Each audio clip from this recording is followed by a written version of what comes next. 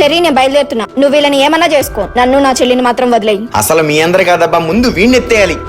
ఓ అన్నా అక్క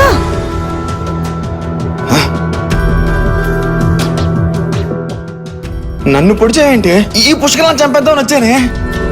దొరికిపోయిన తర్వాత కూడా నటించేవాడే నా గొప్ప మొగుడు. నాకు మొత్తం తెలుసు. శైలు నీతో మాట్లాడేటప్పుడు నేను మొత్తం విన్నాను. ఆ రోజే నిన్ను పాయసంలో విషం పెట్టి చంపేద్దాం అనుకున్నాను, కానీ ఈ మంగళసూత్రం అడ్డొచ్చింది.